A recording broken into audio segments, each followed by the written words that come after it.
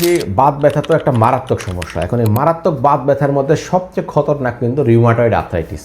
তো rheumatoid আর্থ্রাইটিসের patient যখন আমাদের কাছে আসি, আমরা কিন্তু এটা ক্যাটাগরি করি, যেমন 3টা স্টেজে ভাগ করি।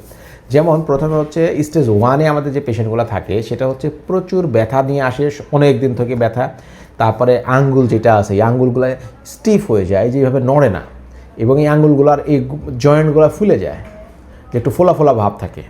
তারপরে কি পাইলাম আমরা, এখানে নড়ে না এবং আঙ্গুলে কিন্তু ওটা ফোলা ফোলা ভাব থাকে। এছাড়া সোয়েলিং থাকে।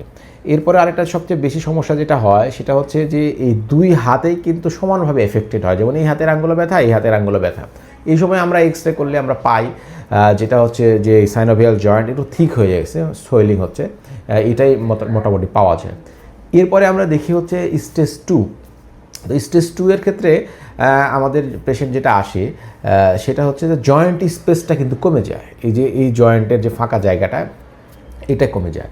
এরপর স্টেজ 2 এর একটা সবচেয়ে মারাত্মক যে ফিচার সেটা হচ্ছে এই যে ডিস্ট্রাকশন হয়ে যায়, যে আমাদের এখানে যে রগগুলো আছে এই রগগুলো কিন্তু ডিস্ট্রাকশন হয়, মানে ক্ষয় হওয়া শুরু হয়। এইসব আমরা এক্সরে করলে ওই যে আগে বললাম যে আমরা জয়েন্ট স্পেস কম পাই, এবং ইরোশন, মানে এই সময় কিন্তু জয়েন্টে যে একটু ক্ষয় হচ্ছে, হাড্ডিতে যে এবড়ো থেবড়ো, এটা কিন্তু বোঝা যায়।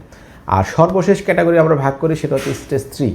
স্টেজ 3-এর ক্ষেত্রে একবারে ফুললি ডিস্ট্রাকশন হয়ে যায়, জয়েন্টগুলো অবস্থা খুবই খারাপ হয়ে যায়, জয়েন্টের কোনো স্পেস ফাঁকাই থাকে না, এবং এই সময় আঙ্গুলগুলো কিন্তু বিকৃতি হওয়া শুরু হয়ে যায়। কারো কারো ক্ষেত্রে দেখা যাচ্ছে এরকম বাঁকা হয়ে গেছে হাতের আঙ্গুল, এবং কারো কারো ক্ষেত্রে আঙ্গুলটা এরকম হয়ে গেছে।